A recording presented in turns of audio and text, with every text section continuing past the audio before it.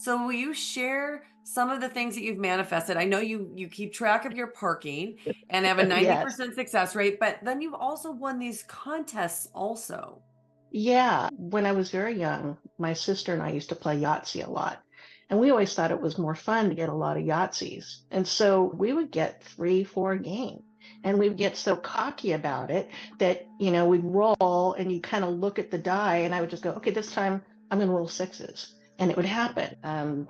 Cakewalks, there's numbers on a floor and you walk around in a circle while they're playing music, kind of like musical chairs. But when the music stops, whatever number you're on is your number, and then they go and draw a number out of the hat. And if you won, you usually won a cake. So I would take my kids with me. I mean, we walked out with 5 cakes in like an hour and a half. You're the reason that there are limits on how many people can re-enter a contest, right? In a certain given time. Yeah, I've won radio contests. I've won the lottery twice, 4 out of 5 numbers in California, which isn't a lot of money, but it was after dreaming. And now I've got this kind of rolling relationship with my guidance, my inner guidance and my guides from whatever realm, the divine realm. I only work with divine beings. I'm not a regular player of tickets, but one of the things I feel like happens, and this is going to answer the question of, well, if you're so psychic, why don't you just play the lotto? Because the guidance is coming to me. And it's often, I think, a training drill that by Mm. trusting it, I get little carrots like thrown to me to, I can be more, instead of being stick driven out of fear, I'm more reward driven. And Okay. I find it very rewarding to receive guidance, divine guidance and intuitive knowing and act on it and then see that it worked out.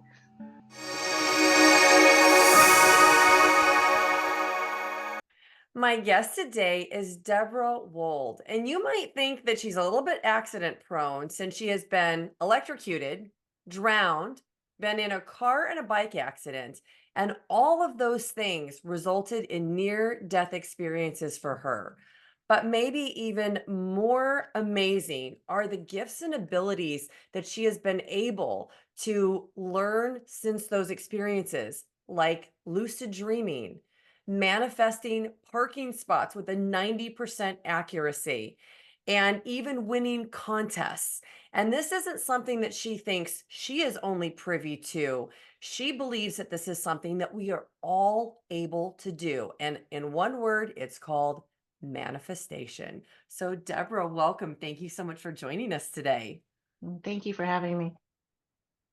This is going to be such an amazing conversation. I've been excited to talk to you for quite some time. And a lot of times when I begin these discussions, I have a very set pattern. It's like, what was your life like before? And then tell me about your near death experiences. But I actually want to ask you one question before you dive in. And that is, I feel like you have actually uncovered, I'm going to call them secrets of the game of life. And even more than other people that I've talked to, I feel like your purpose in having these near death experiences was actually to not only wake yourself up, but then to be able to take that information and help wake up other people. So I'm curious if you feel that that resonates when I say that. Yes, I do. I think that that's a very good way of putting it. Thank you for that. Well, that's why this is going to be such a great conversation. So, what was your life like before you dipped your toe into all of these near death experiences? Well, the first ones happened when I was quite young, so there wasn't a whole lot of life before. Um, I had been a very aware child and very spiritually oriented, and I felt very connected. I was the oldest of my parents were both the oldest in their families. There was no cousins or sisters or brothers around for the first 8 years, and so therefore I kind of had a that single child experience, the only child experience. And I was living amongst adults who were all very intelligent and bright and spiritual in their own ways. But I had this sense of knowing that some of the stuff they were telling me just didn't seem true. It wasn't, I almost like remembered that it wasn't that way. And it was very kind of steadfast in that belief system that I was connected to a power greater than myself, even before I really understood what that meant. And the religious views that were being presented to me didn't really resonate that much. I just didn't agree. So, So you're how young do you think you are when you're having these thoughts? well, I would say around 3 to 4. And I know some people will challenge, oh, you can't possibly remember stuff at that age. However, I went into kindergarten at 4 and I was in preschool at 3. And sometimes I think some of the traumatic experiences tend to jump out more. You know, when you get much younger than that, it's more like a flash of a memory here, you know, remembering eating Jello for the first time, you know, that kind of thing. Nothing super deep or profound, but I was about 3.5 when I ended up in a pool, and I got deeper than I was supposed to. I was supposed to be playing, holding on to the steps. I didn't know how to swim. And I had cartoons as my friends, you know. So I was seeing Bugs Bunny in my mind's eye, and he was kind of jumping with me. It felt like down these steps, and I would jump and then go back up. And eventually I got off the step and didn't realize that the pool just kind of pitched. And I started to get down to a point where I couldn't get up and get air. And I had this sense of just, uh-oh, this isn't going to go well. And I didn't really feel afraid, but you know, I wasn't breathing, and I remember just kind of jumping up in the air because there was this episode of Bugs Bunny where I think he was drowning and he tried to stick like one finger up to see if anybody noticed, 2 fingers up, 3 fingers, and after 3 fingers, I think he just sank to the bottom. And that's kind of what happened to me. And when that happened, I remember this sense of peace, not fear. It wasn't choking. I just felt peace. And then all of a sudden I kind of popped out, you know, out of body, and was above the pool looking down, seeing the body down below and not really feeling connected to it, not feeling like it was, I knew it was my body, but it didn't feel like me.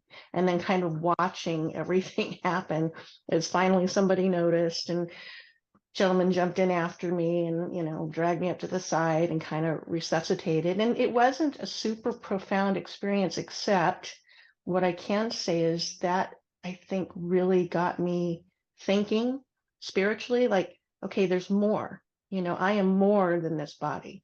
And for some reason that really amplified things, you know. It could be the lack of oxygen, but I ended up having more skills and abilities and verbal um, acuity, I guess is the best way to put it. I was able to really organize my thoughts and arguments and put them out in a very kind of profound way that was odd for a child that wasn't really 4 yet. And um, I guess shortly after that, uh, so I was in the 4 range.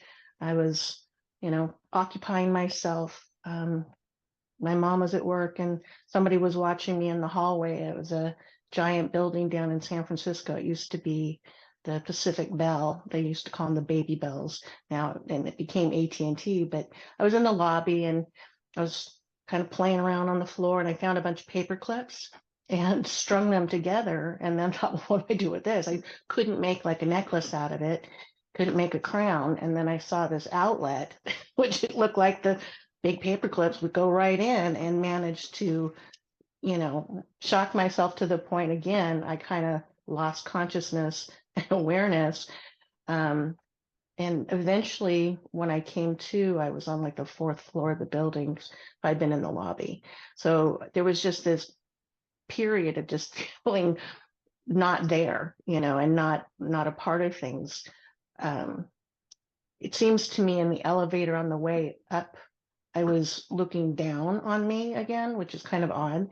I mean, it was a flash. I didn't have a whole lot of experiences in life before that, so there wasn't a lot to compare it to. I just started feeling like, A, the world wasn't very safe, and B, you know, I got to be a little bit more careful if I'm going to last. It was kind of like, huh.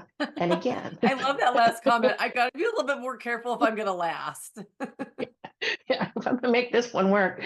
So there was this sensation that after that, I think it really, I want to say it leveled me up a little bit in terms of knowing.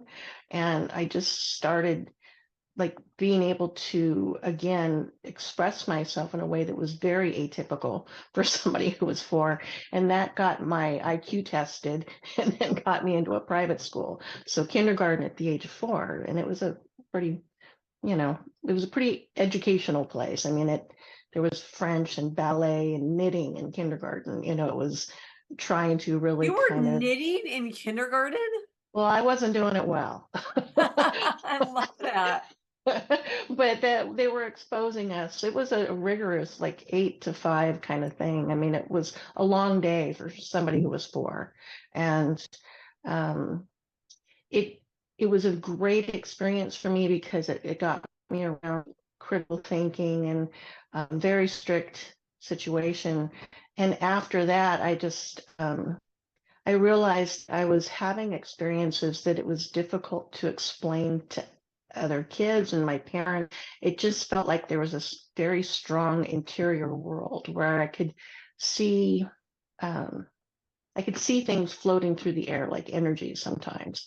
And I would just watch them. And, my mom would, why aren't you looking at me? But I was seeing like auric fields a little bit. I didn't know what they were. I just figured everybody was seeing what I would see. And I started having, I would say, clairaudience kicking in, where it wasn't like I was hearing voices, but I would hear, I asked a question kind of internally. And I had this conversation, like a rolling conversation with God, because I was pretty sure that I was connected to this higher power, but it felt more like God was my buddy.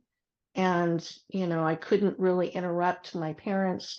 There was a lot going on in their lives, and I was really supposed to be quiet and very well maintained all the time. But I would just kind of have these thoughts, and then an answer would just kind of come to me.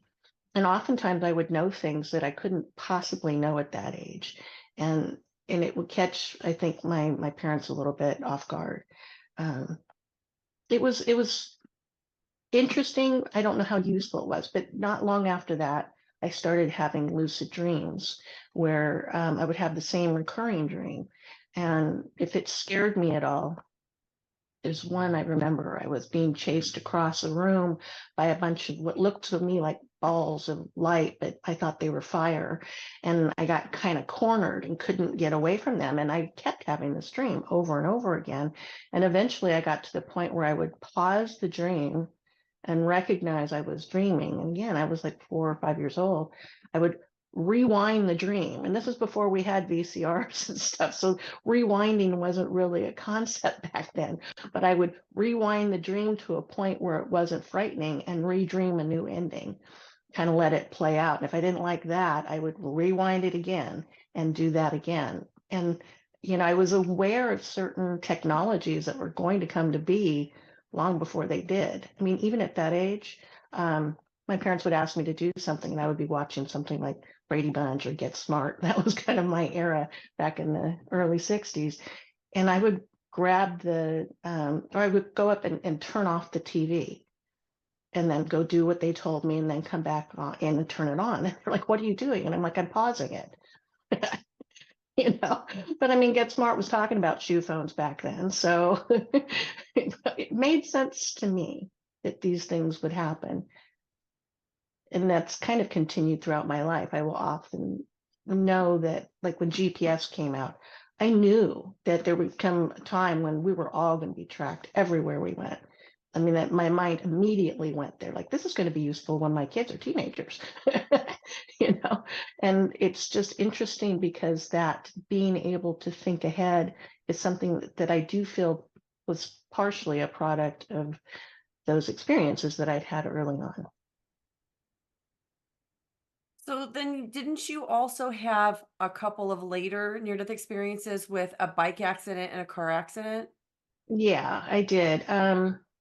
There was a lot of car accidents, so it's not my driving. It was just seemed like something that happened, and I happened to be passengers at a very young age. And I would say that we lived in San Francisco with a lot of the hills, and we had to jump start our car a lot, which involved rolling it down here, popping the clutch. So it was back before seat belts were mandatory or half the time even used. So there was a lot of flying around in vehicles at one point or another. But later on, when I was a freshman in college, I'd had a bike accident just my first day of school, riding to college, and I was taking a bike path. And in order to get to it, I had to go down this hill. And I borrowed the bike from a friend who failed to tell me that it didn't have any brakes. She was hoping to sell it to me.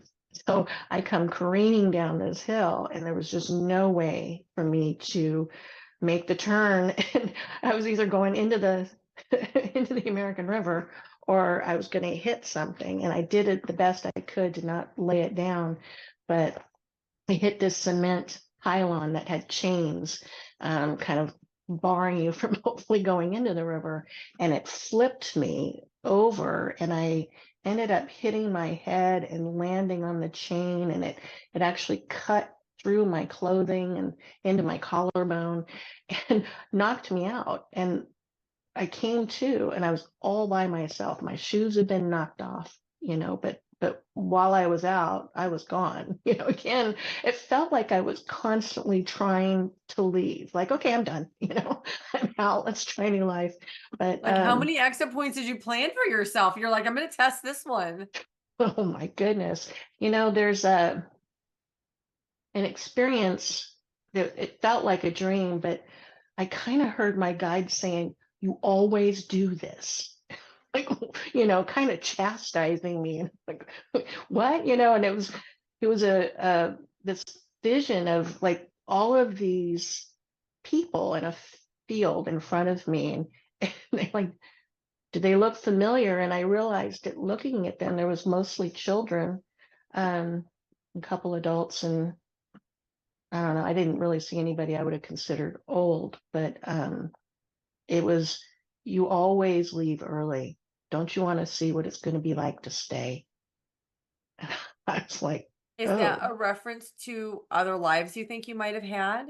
yeah, that's for some reason there had been some traumas in them that had me, even though, I was voluntarily coming back and, planning these lives, I believe, before I got here, that, in the planning portion of it, it all seems so doable. There's not the hardship, there's not the separation, there's not a lot of the constrictedness of energy. When we're saying, oh yeah, I'll have this experience, and oh yeah, I'll have that experience, and I'm going to see what it's like to survive this and do that. But then getting here, I think that it's just such a dense environment compared to what it's like, excuse me, in spirit, that it seems so much more difficult than what I had thought I was, buying into or planning for myself. So I did have one actually, that when I gave birth, I had a daughter fairly young. I was in my early 20s. And it was just so much harder than I thought it would be. And I ended up having to have a cesarean section, but I woke up during surgery and I couldn't say anything. And I just remember praying for God to take me. I wanted my daughter to live, but the pain was just excruciating. And I just didn't want to be here anymore. And that really kind of, I think it opened up a new level of questioning about why am I here and what is life all about.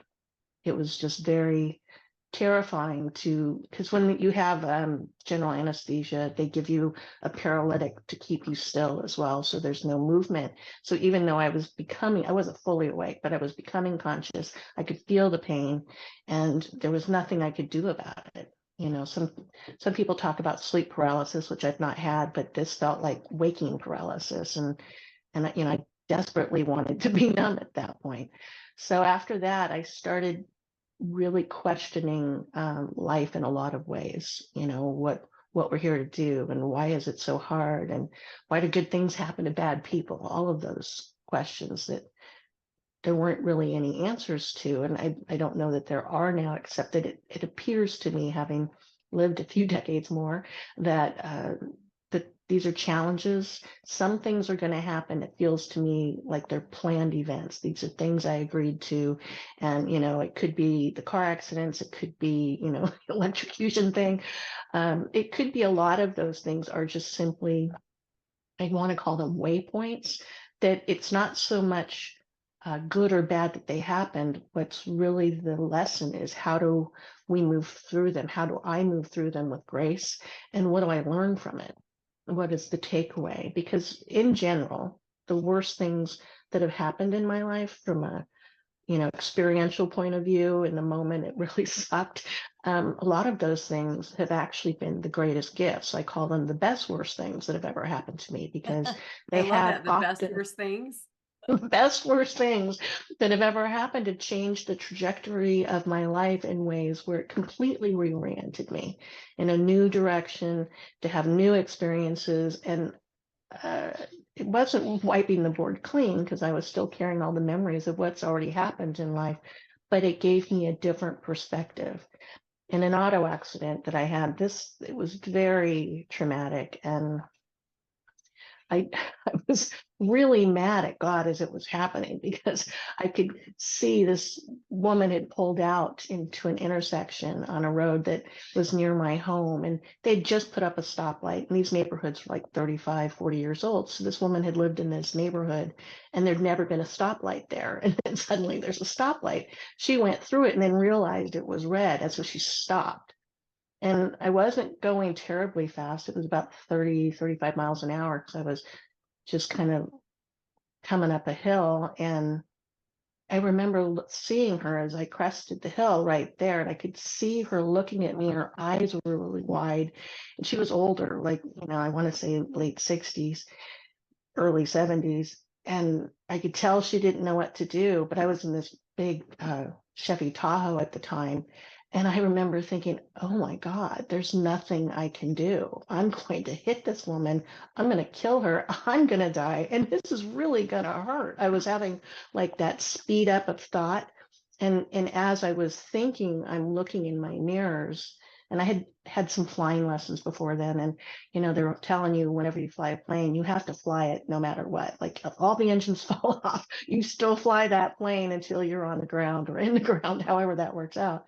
But, it's your job, continue to do that. And I had never really believed that I had that level of ability to stay focused. If I saw, in my mind, this is why I quit flying, if I saw the plane engines fall off and, there's really nowhere to land, I might take that last 30 seconds and get right with God, review my life. Kind of what I was thinking mentally. So I decided maybe I shouldn't be a pilot. But in that instant, as I'm looking at this woman, I'm realizing that my kids are going to get out of school in an hour, and this mess isn't even going to be cleaned up. And this is the road their daycare provider is going to be driving them home on. They're going to find out I died by driving up on the scene. I mean, all of these thoughts were just happening at once. And, it was seconds. I mean, just seconds. And I could see there was a car behind me, so I couldn't really stop because it was right on me. It was just going to push me into her. There was a car to the side of me, and I couldn't go there without pushing them off the road.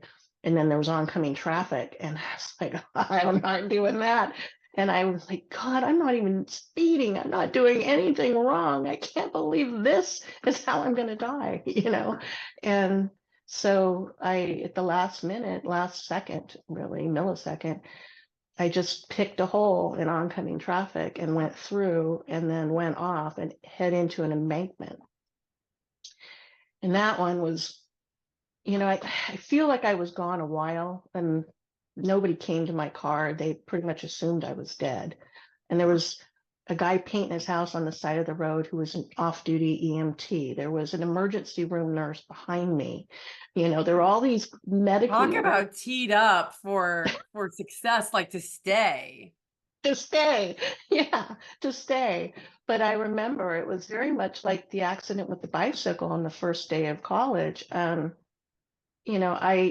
was gone, and I know I was gone, and then all of a sudden it was like, poof, back in your body. So I don't remember what happened, but I feel like there was something that I didn't get to remember as I came back. that there was Mm. some kind of conversation again, like, are you really leaving? Because you've got more to do. And I had, many kids at that point, and I was still in my early 30s. So, I was very much kind of on the upper end, I thought, of life. I still had things that I wanted to experience and accomplish, but I was not enjoying the idea of coming out of this accident.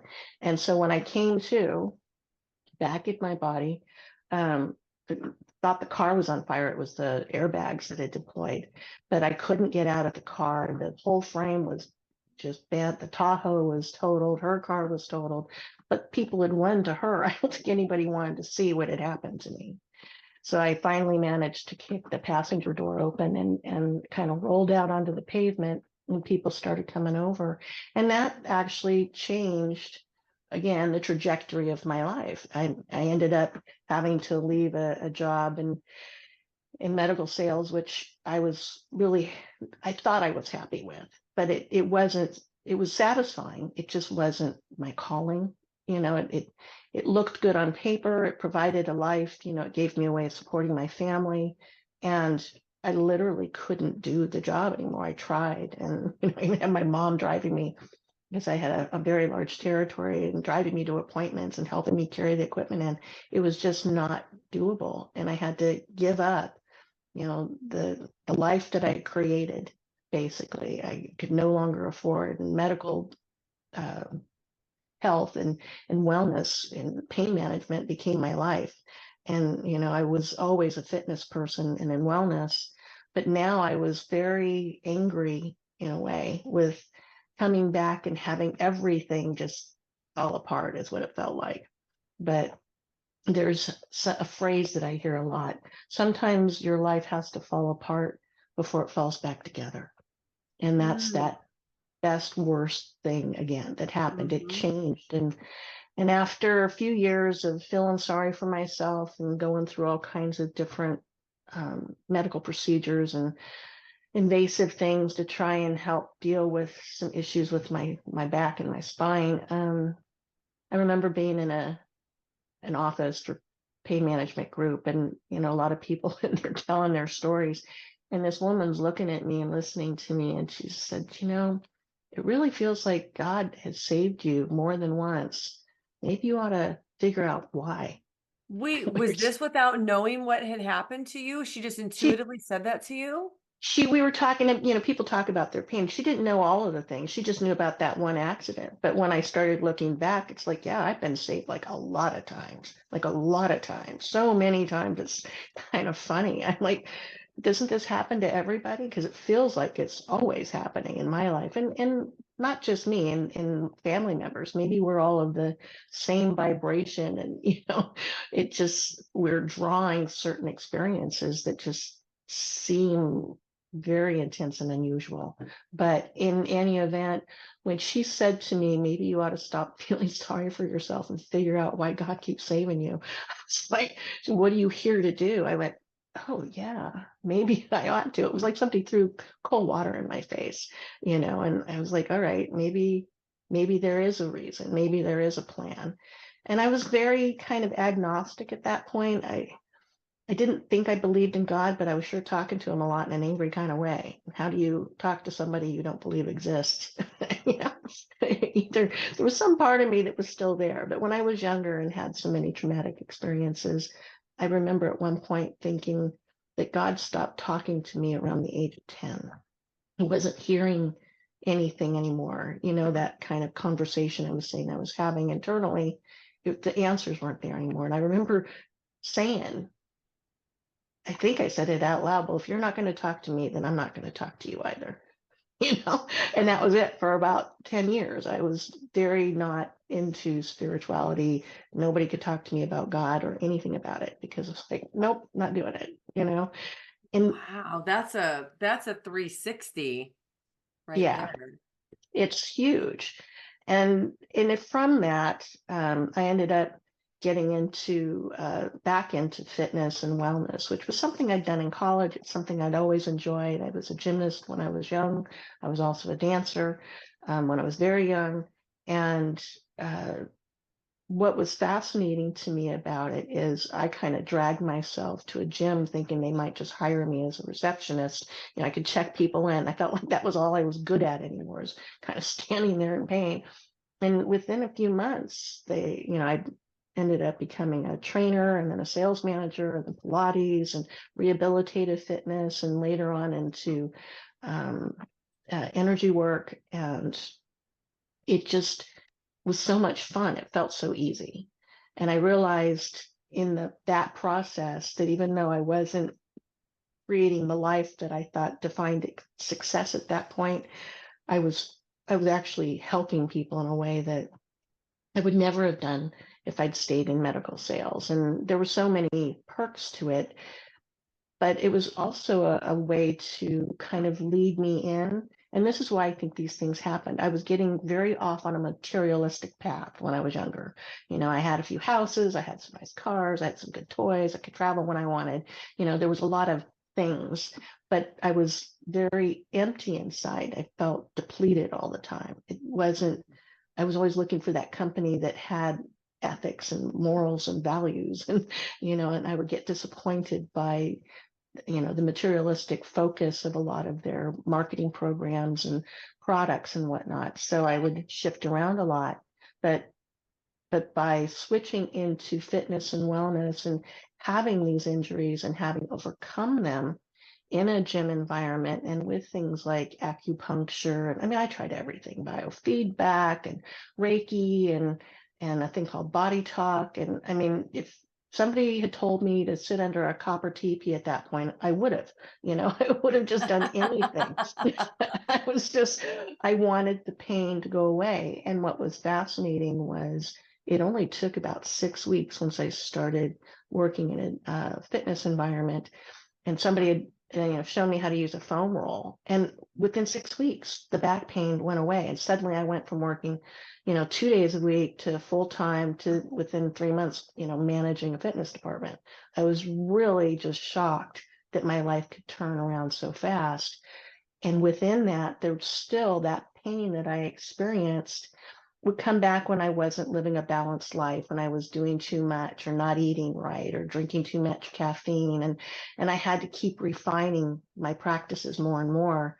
And energetically, I started meeting people that, well, why don't you try acupuncture? Why don't you try Reiki? Why don't you try this? And I would try them. And it opened up my mind again to spirituality, a connection with a power greater than myself, and through clearing out my own traumas and energy field and changing habits to live a more balanced life and really paying attention to my thoughts, my words, my deeds, my actions, I was able to kind of shift that pendulum from drawing in these really extreme positive and negative experiences to feeling guidance. Like that inner guidance is what I thought it was at first, but then I realized spiritually there was more going on. There were synchronicities happening, that there was no way this was an accident. And I grew up in a time when the belief system collectively was there's no such thing as a coincidence. So, I grew up in a family that really was very logically oriented and scientifically based. And if you couldn't prove it, it didn't exist. So I had a lot of pushback when I would have these spiritual knowings. And now, I've been working with this energy work for over 20 years, fitness for 40. So, in the Wow. long scheme of things, I mean, I always had worked with fitness. It was a great way to keep myself healthy. And I had many children, and they won't watch your kids in daycare without pulling you out unless you're teaching a class. In that case, they leave you alone. So, I had always kept my feet wet in it. But when it became my full-time focus, I started knowing when my clients would walk up to me, I could feel their pain in my body. And I would say it out loud. I would just blurt it. It's the good thing about inappropriate families. You don't always know what to hold back. And I go, something going on with your right knee? And they go, yeah, how did you know? Or I could suddenly feel a twinge in my sciatic on my left side. And I would just know. And I couldn't explain to anybody how I knew. The world wasn't accepting claircognizance and clairkinesthesia at that point. They were just, it's ESP or it's not. Now I know that we all have our gifts, just like I've taught a lot as an adult in variety of settings, in fitness and in schools. I taught meditation, but what I realize is that everybody has their own way of learning. Some people are very visual, some people are very auditory, some people need to have a movement component in order to really learn. And it's the same thing with the clairsenses. Some of us are gonna, like I was clairaudient from a very young age. I couldn't explain what it was, and you certainly didn't go around telling people that you were hearing things, because that didn't make sense. But I'd had experiences where I call it clairosmosis, where from surviving, like even the accident where suddenly I just picked a hole and went through, and I ended up coming out relatively unscathed. I mean, physically, I didn't look bad. My spine was very messed up and my bell had gotten rung, but I for as bad as the accidents I've been in were, I mean, the only thing I'd ever broken was like a toe, That is actually the fact that that's all you've ever broken. That's incredible.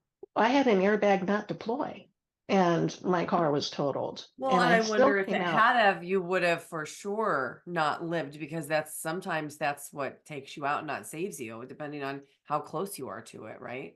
Yeah. And so those experiences is harrowing and horrifying. And it took a lot of time to find the gift in them.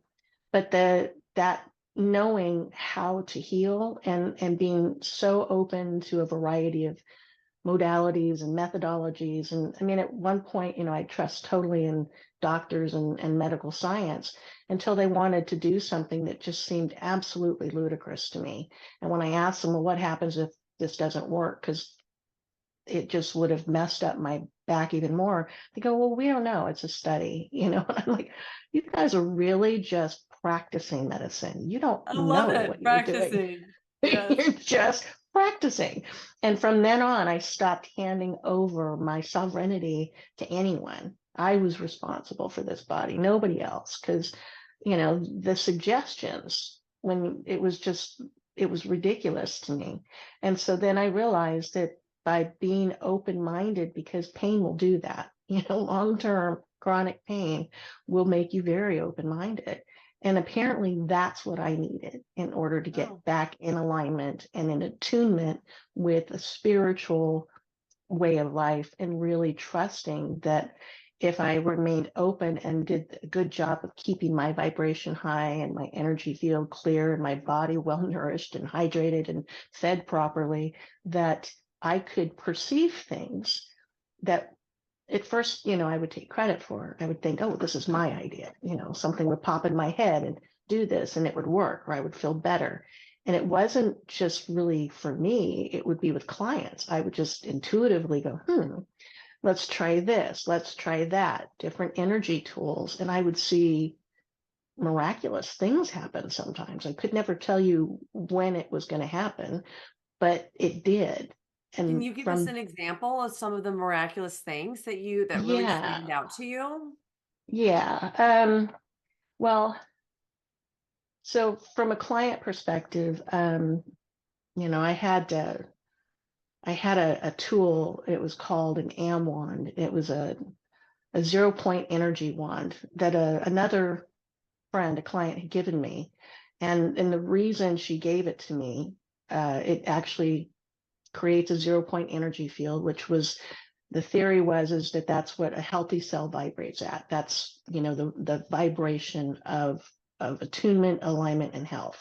And much like when you're in a car and you kind of lose a radio station, you can kind of hear it. If you turn the dial a couple degrees here and there, you can get back on the station. And this wand, just by waving it around in circles and certain patterns, would retune an unhealthy cell back into the healthy vibration of 0 point energy. So this was the theory behind it. The reason I was open-minded to it is because I had a dog, a yellow lab. His name was Norton, and he was 12, 13 years old, and he was getting a lot of tumors on his body, but he had one that was on his hock, and it was about the size of a golf ball, maybe a little bigger. And he was chewing on it, and it was really not looking well. And I'd taken him to the vet, and the vet said, we can't really operate there. There's not enough margins to remove the tumor. And she looked at it and said it was necrotic, which meant dead tissue, gangrene kind of stuff going to be setting in, and his body would probably shut down and he wasn't long for life. And I loved him. I mean, he was one of my soul animals. I knew that, he and I were meant to be together, and I didn't want to see him suffer. So this client friend of mine had said, here, we used this on our dog after she had surgery and she seemed to get better. Why don't you try it on him? And when I went home and used this wand on him, it was interesting. It was one of the things that really got me believing in energy work, because animals don't have a placebo effect. They don't Right. they don't have that. And so I would use this, and he was one of those labs that had the really annoying habit of constantly nosing you, like trying to make you pet him. Some of them it's throwing a ball that they won't leave you alone. With him, it was getting affection. But what was strange is normally if I'd gotten that close to him and be doing anything with my hand, he'd be right on me. But instead, he would roll over on his back and like present his elbow, his hock to me, and I would wand it. And within about, say, a week to 10 days, he stopped chewing on it. And then within a couple of weeks to a month, it started healing and scabbing over, and then pinking up. So it went from kind of looking necrotic to looking like it was healing, and he started growing hair. So I took him back to the vet, and she said, dogs don't have a placebo effect. If this is working, keep doing it. So then I used that wand on some of my clients who were more open-minded. And I had one that she was older and had knee replacement surgeries and hip replacement surgeries, and she'd had cancer at one point. Shoulders had been replaced, and she wanted to go on this cruise with her husband, but she was very concerned she wouldn't be able to go up and down the stairs. And I had I've been practicing a few other techniques and modalities, Reiki being one of them and body talk being the other. Now I had this wand, and I'd done things like Qigong and that, but my belief system really took hold because I saw what happened with the dog. And so I said, let me wand you and we'll see what happens. I mean, it's not going to do any harm, At worst case, you'll feel nothing. At best case, it might help. And so I had a friend with me that it was like a study partner for energy work. And I kind of had her with me watching, and I want to say holding space, but now I know it was kind of as a witness. And I wanded this woman for 45 minutes. And during the session, one of the knees just released. Like she felt this wave of heat, and all the tension around her knee replacement just was gone.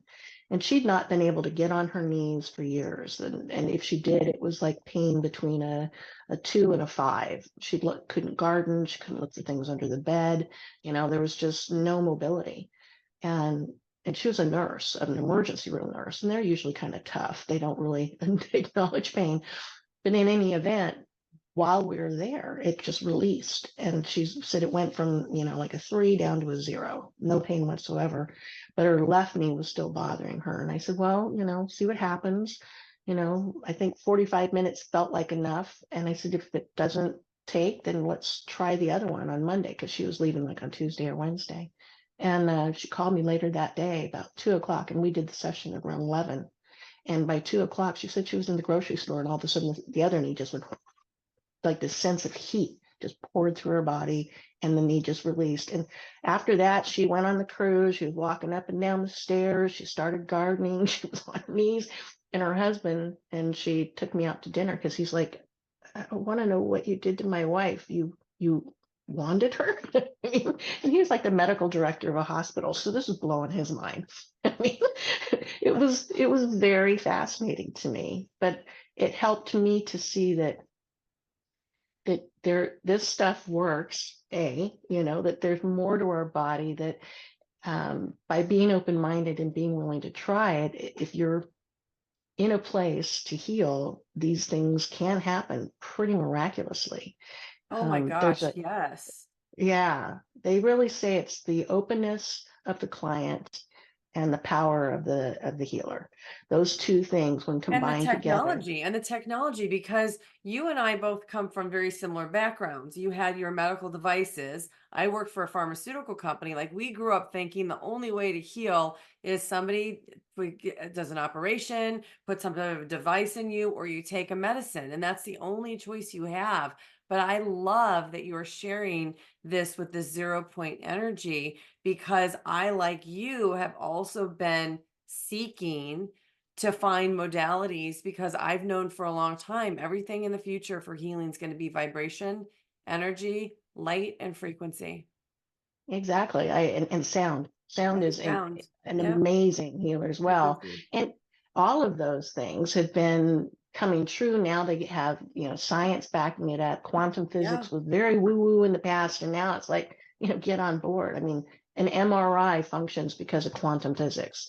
The equipment that they didn't know exactly how or why it was working, they're now beginning to understand. And light and sound and frequency are very much the future of healing. Yeah. So, Well, there's, since you shared that story about that 0 point energy in your dog and then how it affected people, I want to share something really similar, because I was sitting here listening to you and I could not believe the synchronicity of what you were talking about. I have a dog who, like you said, is also like one of my closest soulmates that I've encountered in this earth. She's 15 and a half 2 days ago, which is really, really old for a Weimaraner, one of those pointing hunting dogs. And I started looking for alternative medicines for her, and I found something that is a scalar technology. It's a 0 point using the toroidal field. And I mhm, took her for a session. And within 24 hours of the first session, she had this tumor. You even used the same verbiage.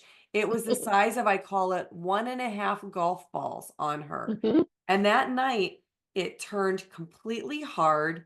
It burst over and it started leaking the fat that was in it out. And I took her to the vet the next day, and the vet squeezed it, and this black, they look like little seeds came out. And it took about 2 weeks, but it dissolved to the size of a grape, completely healed over the fur, all of it.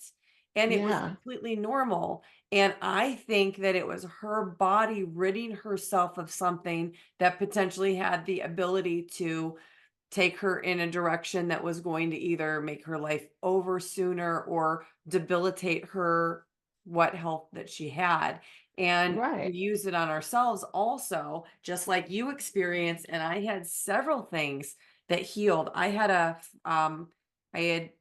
fallen trail running, and I dislocated a finger. And for of almost 3 years, I couldn't bend it all the way. And after 2 sessions, it was like the joint loosened back up, like it released, like you were talking about the knee, and it healed. So it's fascinating to me. And I'd like to learn more about what you're talking about with this wand. And I'm sure the people are listening are too, because you're in this place where you have the energy that you are probably imparting into the people you're working with, but then there's the technology also. So, what are your thoughts about people being able to actually treat themselves instead of having to go to somebody? Or do you think it's a combination of those two things? I think it depends on where you are in your own belief systems. I mean, if what you've always done is gone to doctors and done what they've said, taken a pill and followed their advice, sometimes it takes, I feel, somebody to help guide you into that, maybe hold the space and help with the clearing of some energies. And there are so many talented energy workers in a variety of things. I mean, the physical therapist that I went to for pain ended up doing body talk, which was an energy modality as well. And, people are blending it. The acupuncturist actually referred me to this physical therapist. It's like the blending and the integration of, I want to say, not alternative, but it's more collaborative medicine. People kind of picking and sensing the things like you with the scalar toroidal fields, totally get that. And I believe that what happened with your dog, what happened with my dog, what happened with this woman and her knees and all of the surgery she had, it explains or answers in some part why do bad things happen to good people or good pets or innocents, because in the treatment of it, that we are opened up to a world that we wouldn't have considered. When we see a miraculous healing or something that just doesn't make sense, and it's so alternative to what, we're being told by the medical environment and science in general, um, that it forces us to again ask those questions, like, well, maybe there is more. And I did use that wand on myself. About 2017, I started having some really spiritually transformative experiences that I couldn't explain. It was just time. It was time for me to wake up, and I had some awakenings, I want to say, along the way. I've been continuing with the energy work, continuing with practices, but lifetimes of trauma, I want to say, were coming up, and not just mine, generational trauma. I really Yeah, believe that, we are carrying on wounds that, our ancestors had, and there's tendencies, there's belief systems, but it's also encoded in our DNA, just like sure. toxins are, they say, my granddaughter would be affected by the toxins I was ingesting. All the microplastics and stuff that were in my body would be affecting and changing her DNA, because the egg that became her was in my daughter while my daughter was in my body, and everything was affected.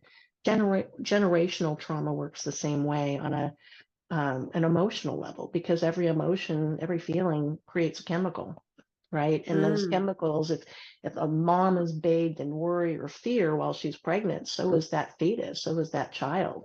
It yeah, changes the structure of their brain. You know, definitely. They've even done studies that have shown that a lot of times first children tend to be smaller, but they found that there was an emotional component to that, that oftentimes, not always, but oftentimes when, people have their first child, they're still very much in love, everything is all new. They're kind of in that love bubble, the family bubble, we're creating our family together kind of thing. Later on, the children that come at the end of the road, especially if the family is in turmoil or falling apart at that point, the children's brains become much bigger, that their fight or flight, that their brains are bigger in the back. They lose some of the prefrontal stuff, but they're quick to come out and fight in the environment that they're being born into. Huh. So that's Fascinating. it's an example of how we're pre-wired, based Mm, on these things, which is why it's so important for, people to really take care of themselves emotionally, and to really watch words, thoughts, actions, and deeds, because the thoughts first become emotions and they affect the body. When we speak them to ourselves or speak them out loud, we're creating an energetic vortex that now is going to magnetize actions and things that will happen. So some of the things may have been on my life plan to experience. Some of them may have happened because I was also very fear oriented and trying to control my world very much. But then on the opposite side, I can say that trusting my intuition when I did it, sometimes it was accidental, but again, miraculous things would happen. I got a hole in one the first time I ever played golf, on the very first hole, which come on. You know that which is there's people who like never have had that after playing for years. and of course I thought I was a natural. But in hindsight, when I would look at this, because I just figured, well, everybody must get holes in one, that, I mean, because how could it possibly happen to me? And the ironic part is it was my very first game, my very first hole. So I made everybody in the foursome go first because I was nervous, and I didn't want them watching me. I wanted them, to do their thing. And so there was three guys and me. One of them was my husband at the time, and so they all do their thing, and then I, had taken some lessons, but we never played. And it was a par three, so it wasn't the hardest golf course in the world, but it was still a golf course. Anyway, I line up and I get myself, all lined up with what I had been told to do, and I mean, it was very complicated. I was supposed to take my 7-iron and line it up to the hole and then put my tee down and do all of these things in order to hit the ball right. So I do all of that and I'm getting ready to swing, and I hear this. I'm like, even I know that's rude. You don't cough in the middle of somebody's swing. The guys were going, the hole's over there. I had lined up to the second hole because I didn't know where the first one was. I was so anxious. So now I had to give up everything, right? I was just like, all right, just keep your head. It was almost like a mental coach in my mind. I heard this, just keep your head down, don't look up and follow through. Like somebody just, chirping in my ear. So I did all of that. And I kept my head down and I followed through and I even paused a moment. And then I looked up and I went, well, where'd it go? And they were all standing there with their mouths open and they're like, in the hole. And I was like, oh, this game is so easy. And I they love were, that. I love that as an example. It's because one of the things you also mentioned is that you've used your intuition for all kinds of other things, manifestation wise, which is something we talked about in the introduction. So will you share some of the things that you've manifested? I know you keep track of your parking and have a yes. 90% success rate, but then you've also won these contests also. Yeah. I mean, a lot of things when I was younger. And again, it was sort of like with the parking karma, I would just know. When I was very young, my sister and I used to play Yahtzee a lot. And we always thought it was more fun to get a lot of Yahtzees. And so, we would get 3, 4 a game. And we would get so cocky about it that, we'd roll and you kind of look at the die and I would just go, okay, this time I'm going to roll sixes. And it would happen. And then she would do the same thing. And later on in life, I hear that getting 3 and 4 Yahtzees again, because we're having to scratch off so you can write in the Yahtzees. You have to scratch off other things that you would normally go for. I hated getting straights. It was boring, but Yahtzees were cool. Well, that worked great in that environment, but I've never been able to parlay that to a craps table for myself. If I go with somebody else, But you've tried. well, I did try, but what happens then is it matters. Suddenly I've got money on the line and my thoughts kind of intervene. If it's not my money and it's just a game, then it happens. So that kind of taught me, that the hole in one, cakewalks when I was a kid, it's like a human roulette. There's numbers on a floor and you walk around in a circle while they're playing music, kind of like musical chairs, but when the music stops, whatever number you're on is your number, and then they go and draw a number out of the hat. And if you won, you usually want a cake. So I would take my kids with me, and some of them had open minds, a lot of them did not. And I would just show them this is how this works. And I'd win a cake, and then one of them would win a cake. I mean, we walked out with 5 cakes in like an hour and a half. You're the reason that there are limits on how many people can re-enter a contest, right? In a certain given time. Yeah, I mean, I'd won, and it's interesting. It's not so much me doing it, but what I will know is I follow my intuition. I worked for a new home community, and once a year they would sell all of the model home furniture or raffle it off to the employees of the company. They put it all in a big warehouse, and then I think based on your sales, you got so many tickets, and people would run around putting, like, they'd have a refrigerator, really nice refrigerator with an envelope on it. You'd slide your ticket in that, or an oven, or a painting, or a couch, bed, whatever. And everybody would like kind of try and load up their tickets. And I just went around kind of just noting everything that I liked and putting a ticket here, a ticket there, a ticket over there. And I won so many things that I had to go get a trailer. People were getting mad. And I was like new.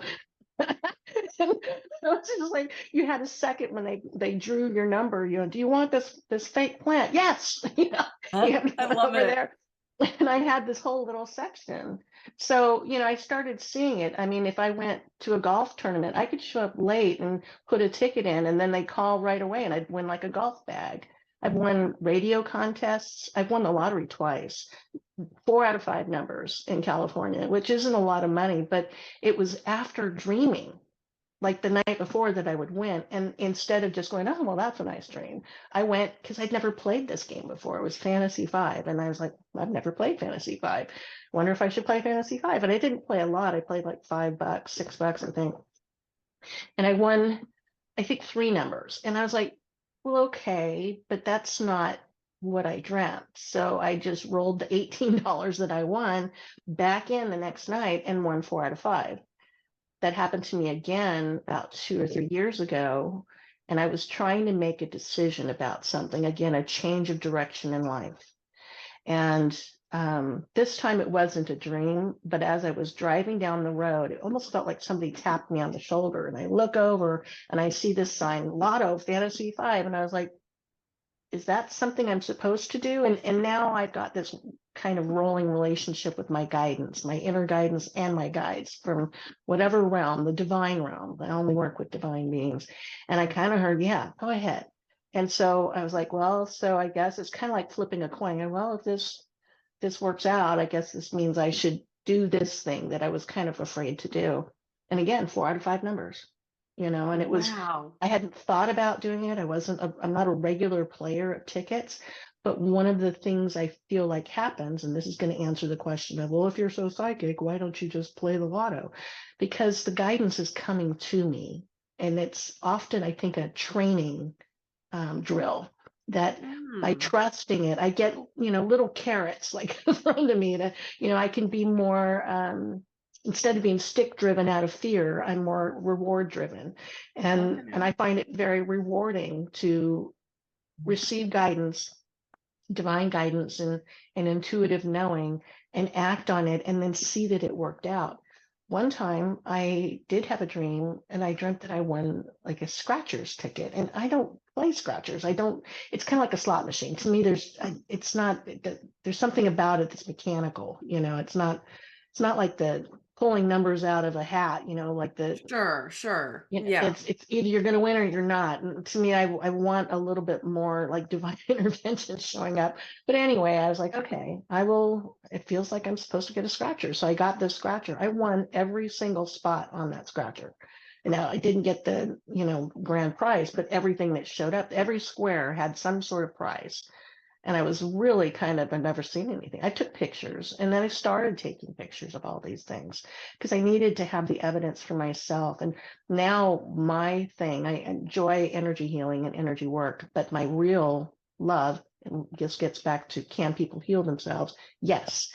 My love is to connect people with their own intuitive guidance system, their Mm. own inner knowing, and help them to be able to discern what's ego and what's true divine guidance. Can you give us There's, like one little nugget about that? Like one little nugget that people that are watching can maybe practice?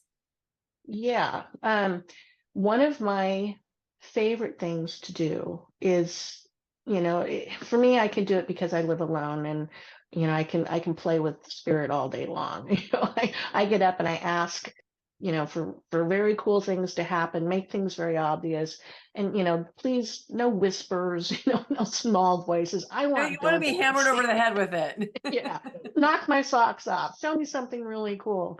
And so one time I remember, I I would say that what you can do is you spend an hour or spend a day, which is even better, just trusting your instinct, your gut, your heart. Like, ask a question like, I wonder if I should turn right or left. Don't have an agenda about where you're going to go. Just see what feels more correct to you.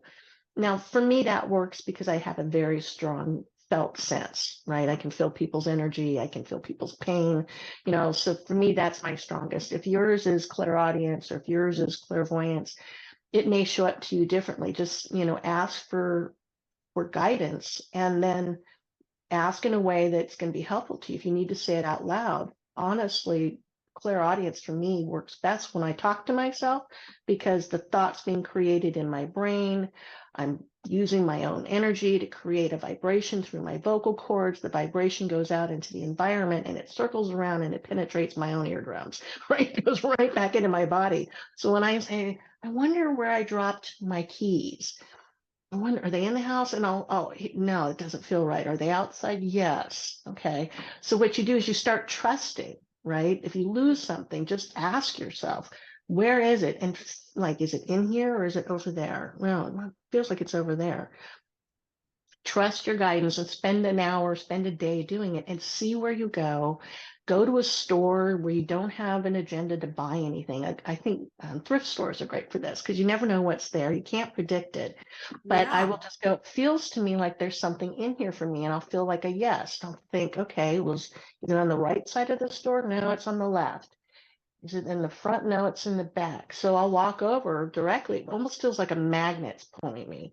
Like there's just it's easier to walk that direction. There's no confusion. So I'll walk that direction and I will find, it feels like there's a musical instrument over here. And I'll find a guitar or I'll find a piano or I'm looking for a suitcase, and I'm in my head, I need to get a suitcase. I've been saying this to myself for days. And suddenly there's the perfect suitcase, just with two others inside.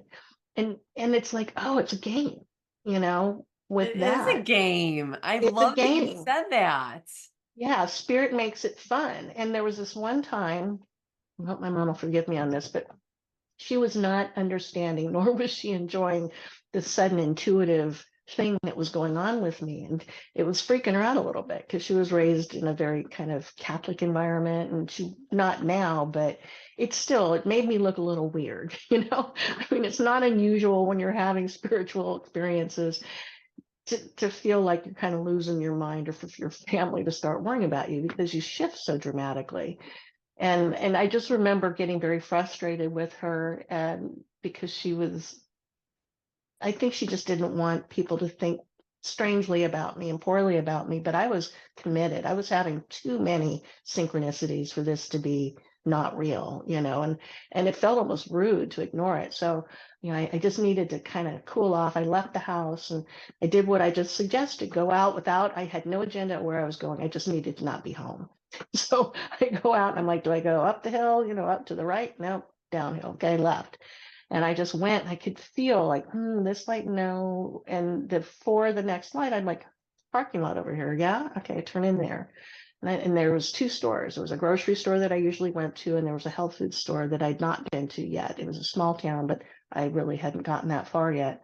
So I was like, the grocery store, no. Health food store, okay. And I'm like, okay, there's something from here for me to see or something for me to buy, but I don't know because I don't know the store. So I walk in and I go to the left. No, it's to the right.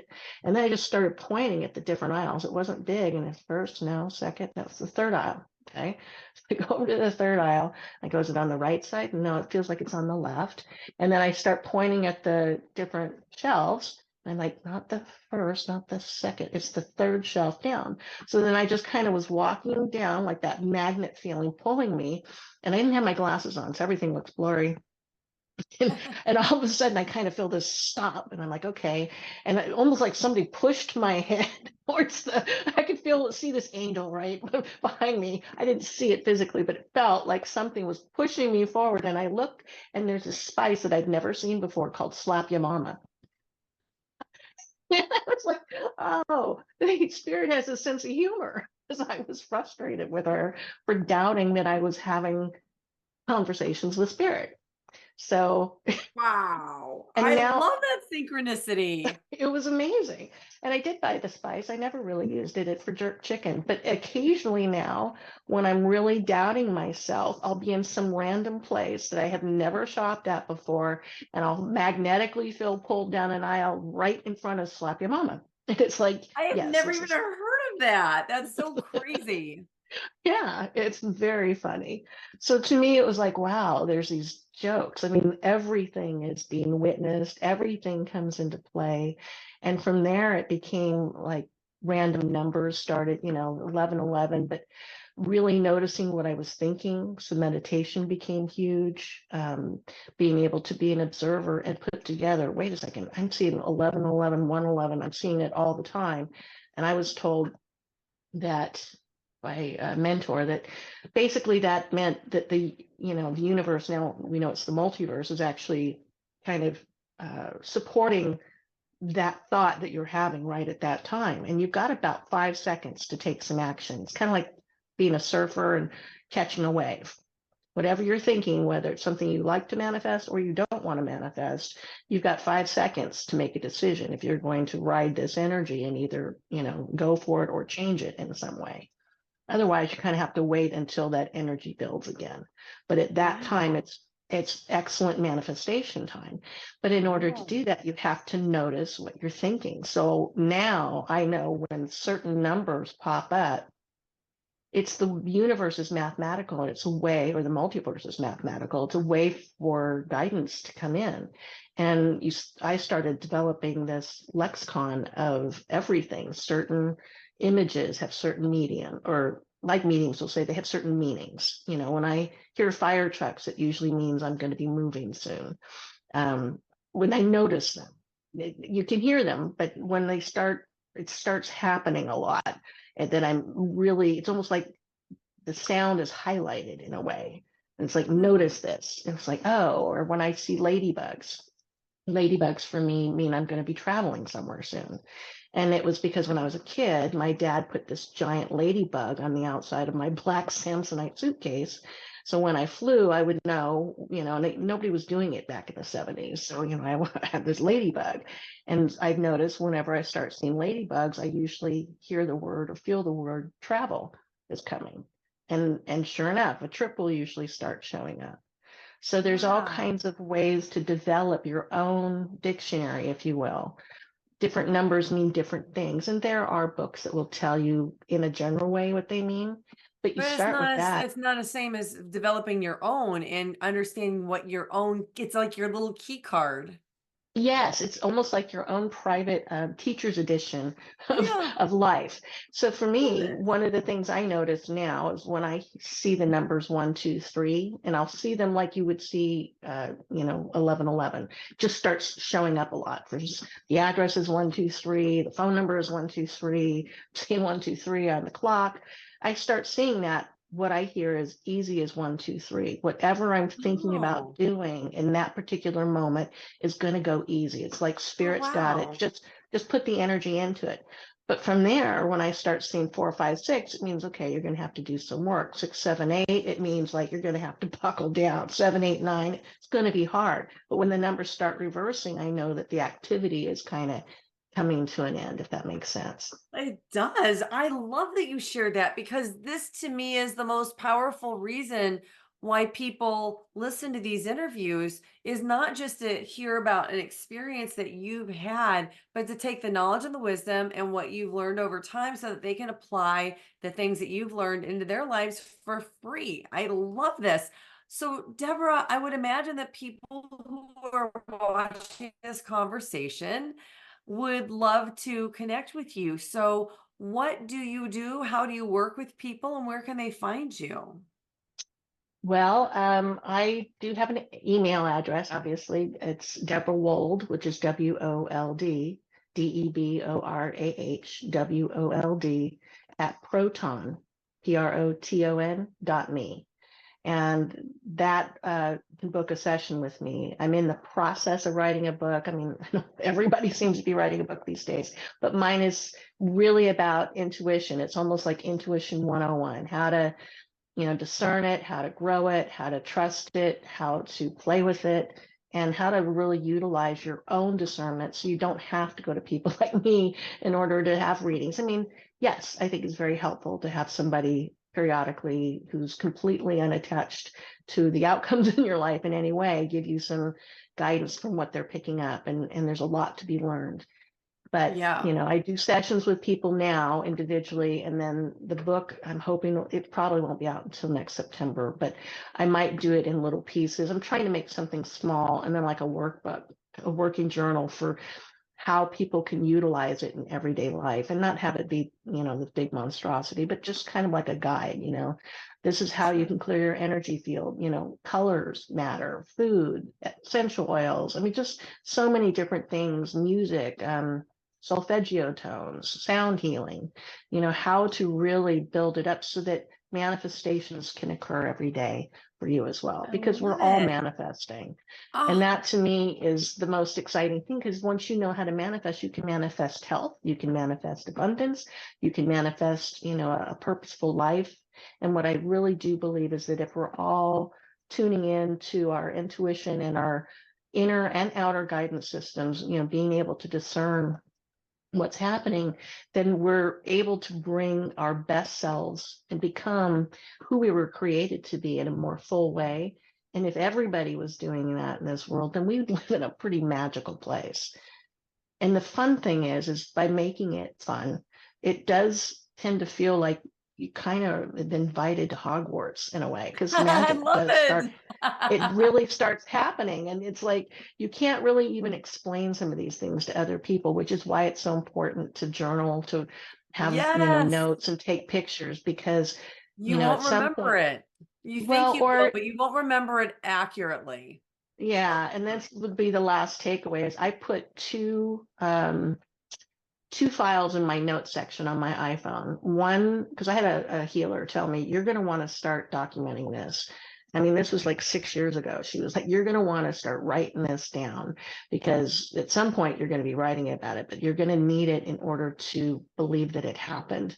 Things like the lotto tickets and taking pictures of them. So I do have a photo file, but then the one file I have is synchronicities. And I could take a picture of synchronicities as they were happening. I'd screenshot my phone for the numbers that were popping up, the same numbers they're now on the real estate sign down the street. And the woman's name is Deb, and it's saying 1, 2, 3, 4, 5, 6, I mean, it's just interesting. So I have the photo file, synchronicity file, and then the other one is things that validate. And so I would have these Mm. questions like, should I stay or should I go? Is this where I'm going to continue to work, or is it time for me to move on? And I would get the sense that I'm moving, and I'd start hearing the fire trucks, right? Because for me, I lived near a fire station at one point, and it was terrifying, and I couldn't wait to move. That siren going off all the time. So now when it jumps out at me, I'll go, well, I'm not going to just up and throw over my life because, I heard a fire truck. I need at least 3 validations, 5 of it something serious, and until I get that, I'm not changing, and I'm not being rude about it, but, come on, guides, give me the validation I need. And then what will often, it took about a week or two, I would get 3 to 5 validations, and I would take pictures of it or write down what happened, and That's then go back incredible. and look at it. And then I love that. now it happens like boom, boom, boom. A lot of it before, I think I had the belief system that I'll just have to look around and see. But now, after years of really meditating and clearing even more false belief systems about manifestation, then, I believe it can happen instantly. And oftentimes I'll get 3 validations from the time I walk out my door before I get to my car. It's like, okay, this is a lot. Feels like this is something that's going to happen. And it doesn't always mean we're going to enjoy every moment. What it means is we're going to have challenging ones. Life is still going to be life, and we're going to have good ones.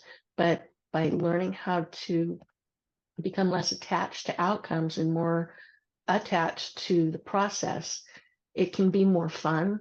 It can be more Mm. enjoyable, and there can be a sense of peace even in the midst of turmoil, or in the midst of chaos, or in the midst of tragedy. All of the emotions are still going to happen. And my goal is to help people to, regain better health, to live a more positively oriented life, and to be able to connect in their own way. So it's really like putting the floaties on and teaching people how to swim a little bit. Oh, that's so empowering. I love that you've shared so many of these things and how they work for you. And I feel like listening to you, your synchronicities and the actions and results of your intuition confirm mine. And I think that that is what really does make this world seem like a magical place. So, Deborah, thank you so, so much for coming on and for Thank sharing you. so much of yourself and for giving people all kinds of tips and ideas and ways that they can increase their intuition and their manifestation and just really enjoy their lives. I am so grateful for what you are doing to help wake up the collective consciousness because gosh knows it's so needed right now. Yes, it is. But it's lovely, to have people like yourself offering these podcasts too, because there's a lot of things we're good at, and some of it is, you finding people to bring on that are going to help. Even if it's just one person, it's It's meaningful. all, and really that's all it is if one person makes gets something from this that makes their life better and it changes the ripple effect on their life, who knows how many people are really affected. It Well, might there's feel like there's it's just theories. one, but it's Yeah. never. No, it's not. In fact, I've heard it said that when one person raises their vibration, the entire collective raises its vibration. Which is And exactly the whole purpose of this show. yeah, yeah. So that's lovely. Thank you as well. I really appreciate you for for doing this, because it's meaningful to be able to experience it. And I'm not going to be for everybody. I already know that. That's fine. I'm not meant to be.